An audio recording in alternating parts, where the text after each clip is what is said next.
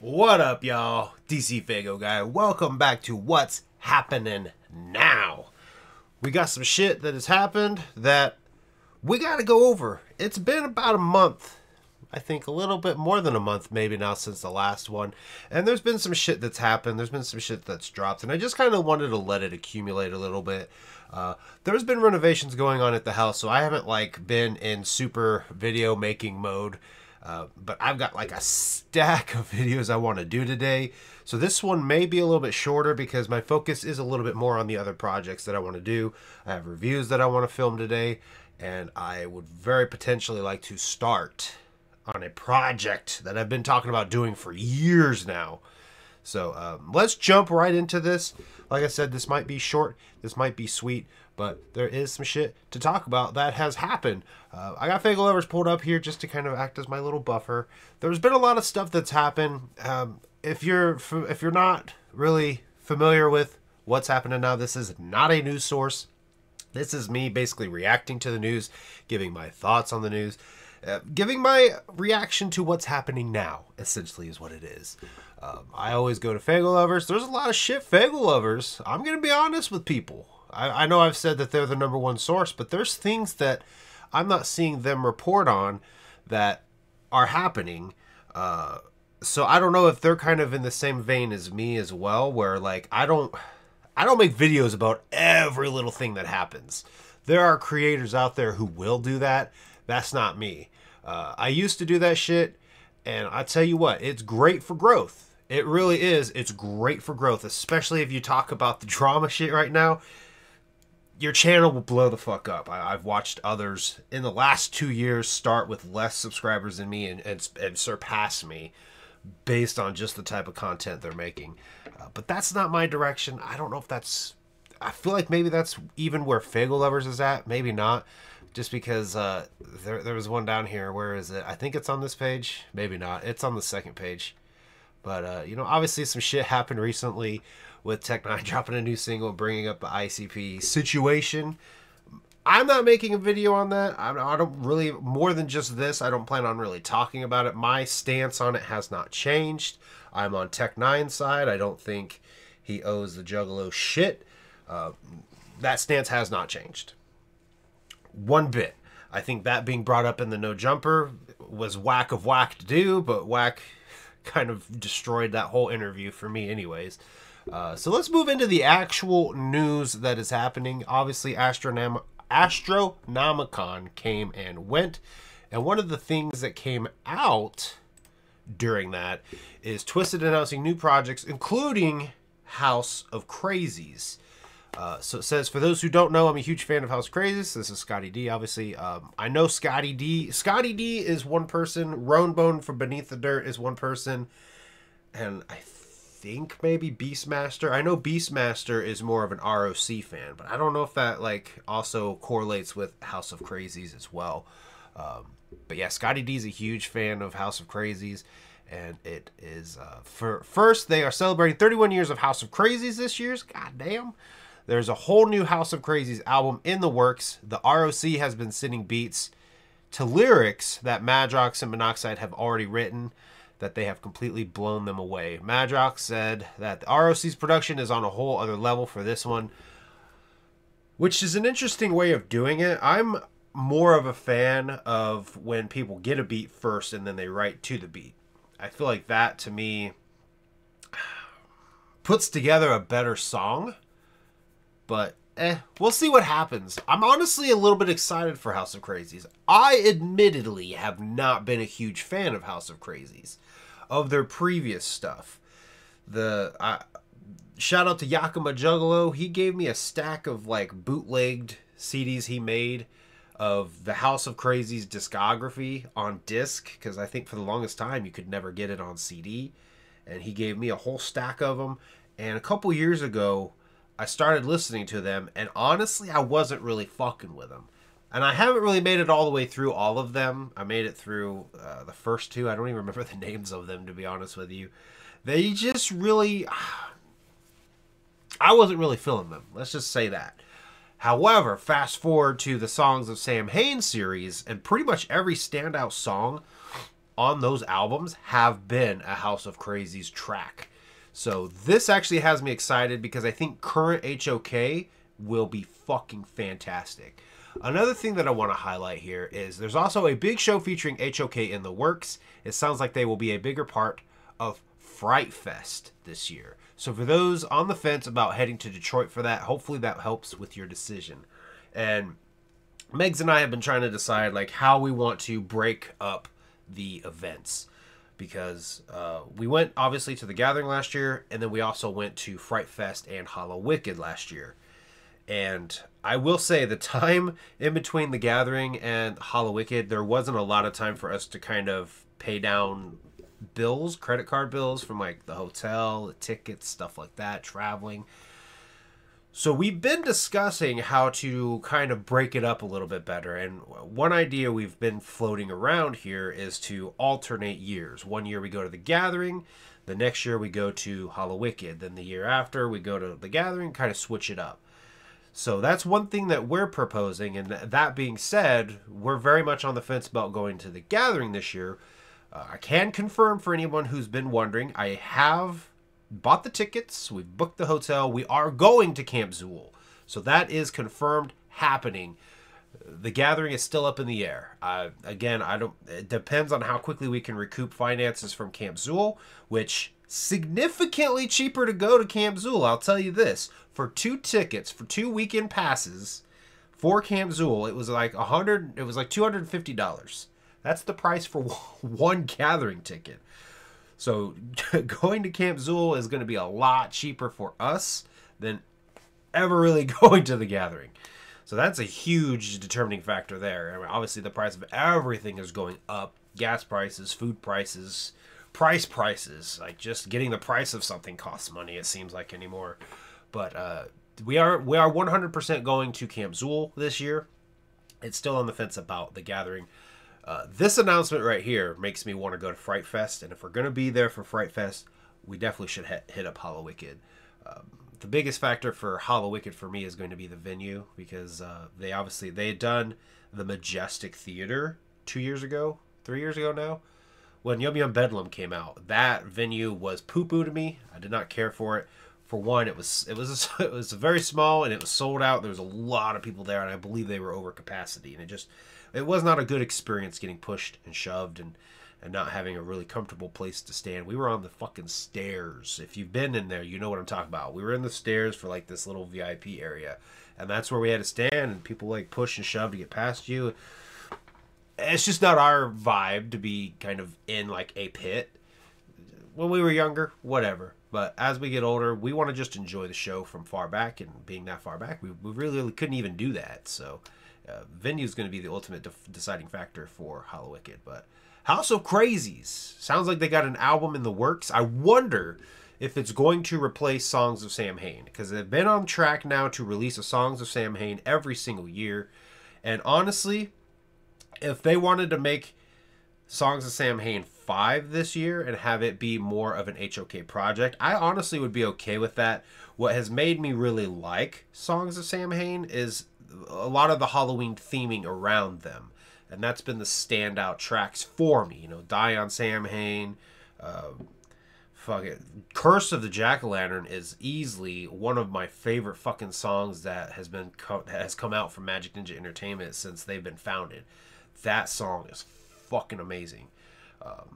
So yeah, it's got me excited about this project. Yeah, that's the first bit of news. The next bit of news, kind of bouncing off of that, is Jamie Madrox over on Instagram shared this picture of a picture disc, if you will, that is coming out. I think there's another picture here. There is, yes. 1 of 1,000, produced, mixed, and mastered by Zeus. That's right. The rock project that they've been working on is getting its first single that's dropping. It is going to be available on 6/7 this year. And both currently unreleased and taken straight from our upcoming album, Welcome to Your Funeral, produced by Zeus. So the rock album is starting to see light. It's starting to make its momentum on its way to very well be released. I'm on the fence about this album just because I have Unlikely Prescription.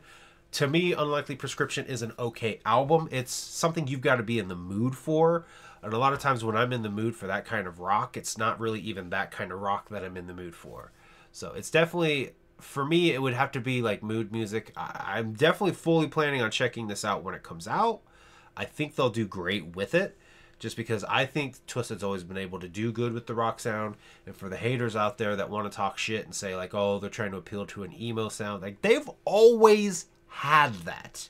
The difference is you didn't hate them then, you hate them now. So that's why motherfuckers talk shit now.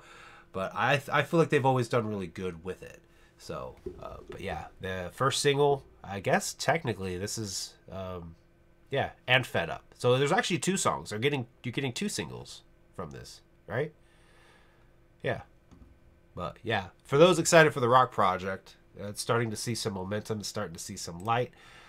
Again, for me, I'm at this point, it's kind of whatever to me. Yeah. Moving on along to probably the biggest thing that a lot of people had talked about. This happened just last week. Actually, this happened Monday. This just happened Monday. This happened just this week.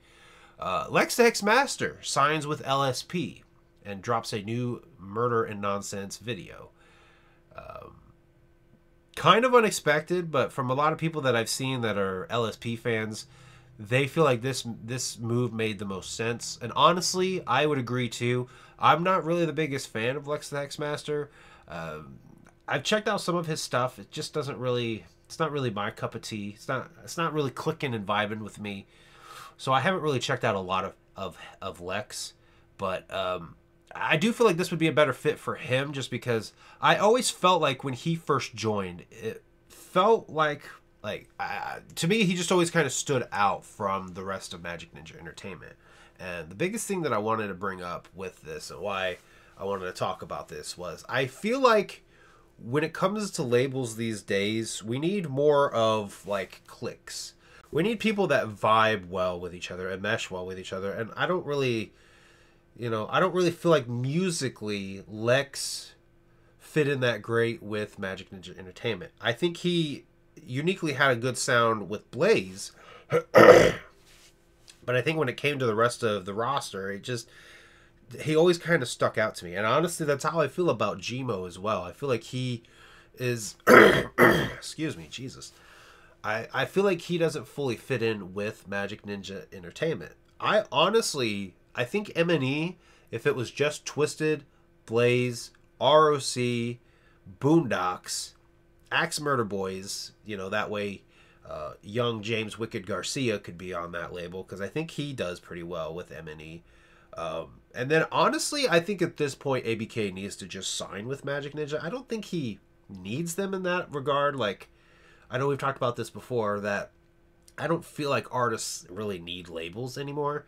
I just think with Killa, he needs the resources. And granted, if he can access all those resources, like the dojo, Fritz the Cat, the different engineers that they've got that would be working in the dojo, then cool, no need to really put the stamp of M&E on it. But I think at this point, he might as well fully click up with them and just put the Ninja logo on his shit. That's just kind of where I'm at when it comes to labels. Is I don't even think of labels anymore as labels. I just think of it like cliques. Like LLE's doing their thing, fucking Chapter 17's doing their thing, ICP's doing their thing, and that carries the umbrella of Psychopathic Records. Strange Music even though they've kind of moved out of the underground like a lot. Yeah, Lex signed to LSP.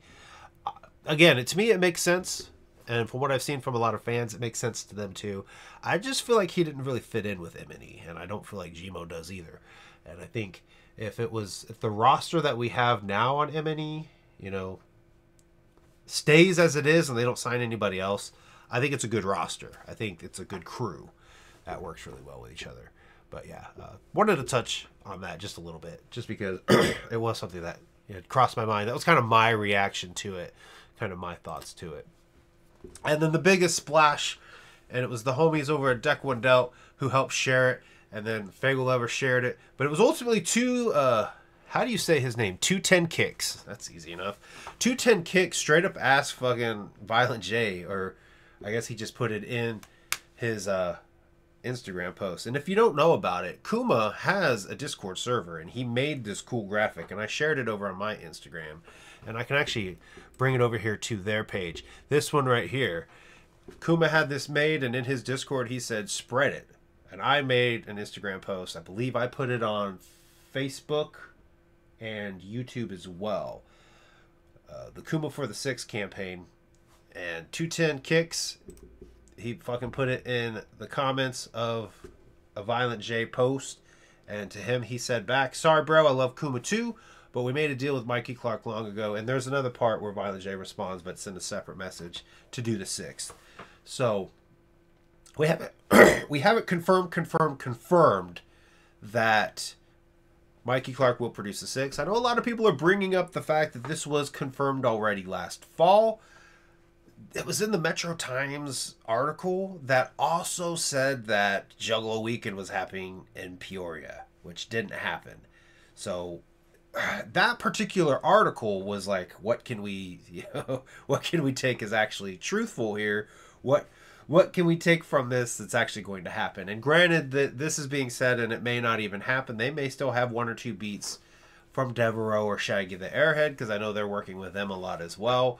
I honestly, I'm A-okay with Mikey Clark doing the 6th. I would prefer Kuma, and I'm still 100% Kuma for the 6th, just because we've never had a fully produced Joker card from Kuma. And that is something that I would like to hear. Some of my favorite works from artists have Kuma on them. ABK's Medicine Bag. Most people you talk to will say Medicine Bag is ABK's best work. Fully produced by Kuma. That whole fucking thing was. And that's kind of my standard of like, okay, ABK's best album is Kuma. I want to hear what ICP would do with Kuma. Dark Lotus, in my opinion, and this is a hot take people are going to fucking probably disagree with. I think Opaque Brotherhood is the best Dark Lotus album. Now, Tales is very close to topping it. For me, Opaque Brotherhood is very cohesive. It's got a very dark sound throughout. There's no jokeful songs. There's no sex songs. It's a very dark album all the way through. And that to me is the most cohesive, and that is the most thematic, if you will, to Dark Lotus. Tales comes very close. I was talking about this with Robbie from Do It From the Underground, which was something I was going to talk about as well. So I'm glad I brought that up and remembered that. As well as the homie Wasteland Waldo, a.k.a. Gage. We were talking about it over in the Underground Podcast Community Discord server. You know, some of the best songs on Tales, like Headache, Taste of Blood, fucking I Want to Die, The Crows, some of those really dark songs are like really good and really comparable to a lot of the songs from Opaque Brotherhood are amazing. It's, you know, I think Headache especially is such a good song. There's not a single song on Opaque Brotherhood that can top it. But when you take those little spikes of songs from Tales and you compare it to just the steady spike of Opaque Brotherhood, I think Opaque Brotherhood is a more solid project. And again, to me, it thematically sticks to Dark Lotus the best. And I feel like I'm off on an absolute fucking tangent. Let's get back to my point. My point being, Opaque Brotherhood was produced by Eric Davey and Kuma. So I'm not sure the full details of who produced what tracks, who did more of an engineering role, but when you look in the book, it says produced by Akuma, which is Kuma. They called him Akuma for a while because of, I think it was like trademark reasonings that they did it. But it was produced by Akuma and Eric Davey. So Akuma worked on it. So to me, you take Dark Lotus's best record and it's got Kuma's name on it. I just really want to hear what an ICP album produced entirely by Kuma would sound like. And for those who don't really fully know, recently, Yum Yum Bedlam, you go, Here Comes the Carnival was produced by Kuma. I'm going to draw a blank on a lot of the other ones that he's done for ICP. You go over to fucking Violent J's Bloody Sunday, the title track Bloody Sunday, produced by Kuma. You go to Wicked Vic, the Wicked Seed, or the Bad Seed, I think it's called. Yeah, yeah. I'm fucking scatterbrained right here, right now, guys. Sorry. You go to Wicked Fake, Mutilator, produced by Kuma. So if you ask me, Kuma's got a really great track record of producing really good songs. I think the ultimate ingredient here, if Mikey Clark is going to produce the 6th, I think it's going to depend on how much involvement he has. Because I see a lot of juggalos that basically want Mike back because they feel like they'll get that old school sound back. And I don't know, when people say that, I don't know the full details of what they're meaning. Because when you think back, the Amazing Jekyll Brothers on the first 6 was the last Joker card that Mikey Clark produced. He didn't do the Ray Shangri-La, he didn't do Hell's Pit. Mikey Clark wouldn't come back to work with ICP until The Tempest. Now, when The Tempest came out, he didn't work in studio with them. He just sent them beats. Those are Mikey Clark beats, but they didn't like work in studio like they did with the first 5 Joker cards. You fast forward to Bang Pow Boom. Bang Pow Boom was the first time they worked in studio with Mikey Clark and produced the songs like an old school Joker card. Now, if you don't like Bang Pow Boom and you think that Mikey Clark coming back is going to be that saving grace, you might rethink that. Because he worked on Bang Pow Boom. Fast forward to Mighty Death Pop. He worked with them in studio on Mighty Death Pop. If you don't think that Mighty Death Pop is a good sounding Joker card and it doesn't sound like the old school Joker cards, Mikey Clark coming back isn't going to be this miracle saving grace that's going to make this Joker card great. He did the House of Wax EP, hella underrated, that I think a lot of people may or may not even know about that EP, produced by Mikey Clark. It actually would go to be his last one until they did Pug Ugly. So I think for a lot of people, it's just that nostalgia hit of like, he did the first 6, so him automatically coming back is going to make them do amazing shit like they used to. But I think a lot of people forget that he was involved with The Tempest, just as the beat maker. He was involved with Bang Pow Boom. He was involved with the Mighty Death Pop. So if you're someone who says that the last good Joker's card was the Mighty Death Pop, then yeah, okay. I can understand your argument of like, we need Mikey Clark back. And I would almost agree to the extent of like, they seem to work really, really, really well with Mikey Clark. But I'm also on the same sentiment, one of those guys that says ICP's never put out a bad album, in my opinion. They've yet to do it. Even with some really not so great ones. I think Bloody Sunday was the first time an album came out from either clown that I was just like, I am not feeling this at all. That's the first time it ever happened. So that's even going back to The Shining. When The Shining came out, like a lot of those songs when that album came out, when Violent J gave out his CD at the 2008 Gathering of the Juggalos, Faygo Lovers, shout out to them for always fucking providing for the Juggalos. They put up a fucking zip file where you could download and hear the rough draft version of The Shining. And when I listened to it, I was like, yeah, I can see why they scrapped this, but there's a lot of shit on here that's really good. And as a whole, I still enjoyed that album.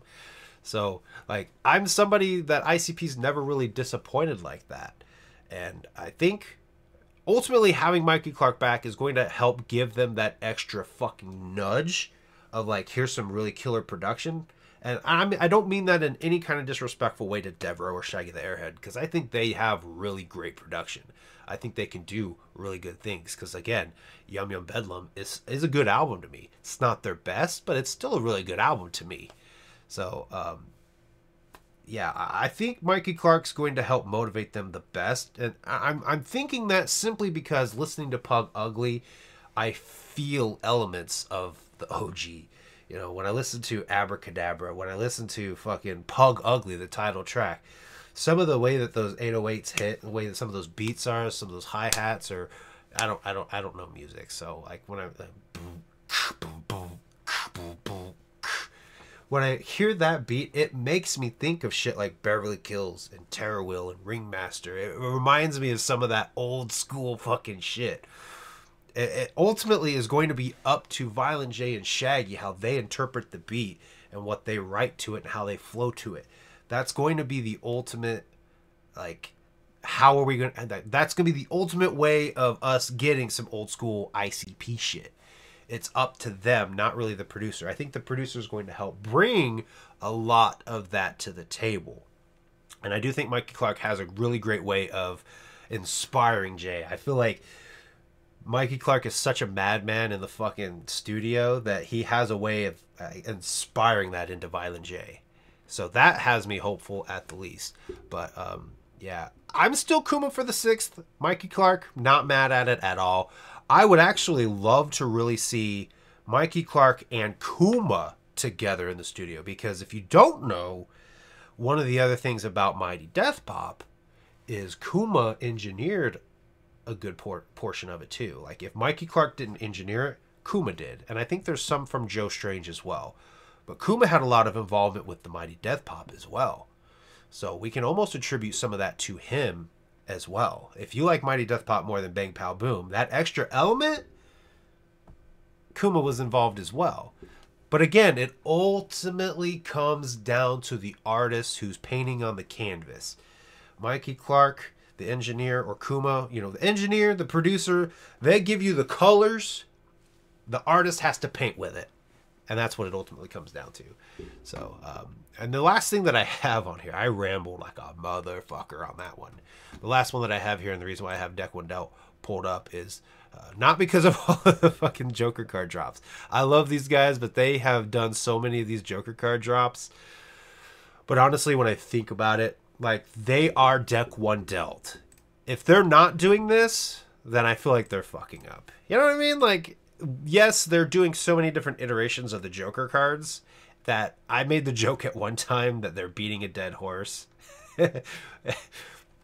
They're beating a dead horse because they are Deck One Dealt, and they're doing really cool iterations with the Joker cards ultimately. So, like, as much as I'm tired of seeing it, it's cool that they're doing it because it makes sense for their channel, you know, for their Instagram page. So I did want to throw that out there. Let's get on to what I was actually pulling this up for. I'm hyped up about... Shaggy confirms it on the Shaggy Show, which, you know, again, people are going to say they confirmed it back in October.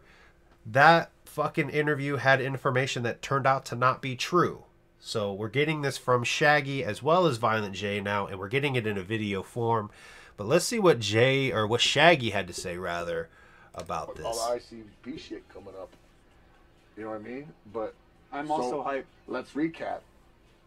We're going to be sitting down doing the 6 Jokers card with Mike E. Clark, and the E's for don't forget fucking the E. sting you in the fucking chin with his fist. That's not a single word. I'll shoot you in the face with a bazooka. Don't worry about that. You don't know the history behind that. Oh. There will be a tour next year as well. You'll be hearing about that soon too, and know the dates and all that. We ain't fucking around this Hell time, yeah. man. Finally You know getting, what I'm like, saying? information on the farewell tour. We got a couple festivals. I was about to say I'm hyped up about. Okay, yeah. So, there you go. Fucking Shaggy then even confirms that they're going to be sitting down. Sitting down. They haven't sat down with him yet. They're going to be sitting down with Mikey Clark. So, it's not even in production yet. I don't think we're going to see it at all this year. I don't think it's coming out this year. Not at all. He obviously is talking about the farewell tour there. I wonder, and I seen somebody say this, and I can't give them credit because I don't remember their name, but like I had seen someone had say that they definitely think the 6 Jokers card isn't going to come out before the farewell tour. They feel like it's going to kind of drop either during or after to correlate and correspond with the farewell tour, and I think that that makes a lot of sense as well. Honestly, if it does come out before, I think it'll come out right before, and then they can tour off of this Joker card. And it could be like essentially the last Joker card. And I know they're planning to do a 3rd deck. I know that that's been already said and done, but this will be the last 6th Joker's card. So honestly, I think if they do it right and they get motivated right and everything like that, I could see the 6th drop and then them go on this farewell tour around the world and basically use that as like a tour for the album, and as well as coincide also with farewell.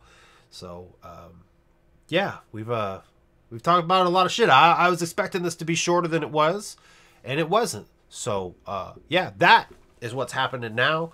I'm really, really fucking excited for the House of Crazies project, just because lately songs of songs of Samhain, those have been the standout songs for me, are the House of Crazies stuff, HOK, whatever they're gonna label it for legality reasons. Fucking Lex signs to LSP. It makes sense to me. It makes sense to me. And we've got from the horse's mouths, not just in text. Well, I guess it is in text from Violent J's point, but I think Shaggy echoing it and kind of confirming it further in video. Mikey Clark's going to be producing the 6th, and I ain't mad at that at all. So, yeah. Tell me down below what you guys think. Are you guys excited that Mikey Clark is going to be producing the 6th? And when do you think it's going to drop? Do you think it'll drop this year? Do you think it's going to drop next year? I'm betting money it'll drop next year. I'm hoping that it'll drop next year. That way, they have plenty of time to work on everything they want to work on with it, and that they can leave that project with it with no regrets. And I don't think they would have any regrets, but like they can do all the little tweaks that they need to do and not worry about a deadline. And that is ultimately what I want them to do. I don't want them to announce anything yet. If they do anything at this year's gathering, I want them to reveal the name and maybe the face, and that's it. Then the rest of it, just leave it up for them to make progress on it, and then when they've got it like 95% done, then give us a release date. But yeah, tell me down below what you guys think. I thank you guys for watching, and I will see you guys next time.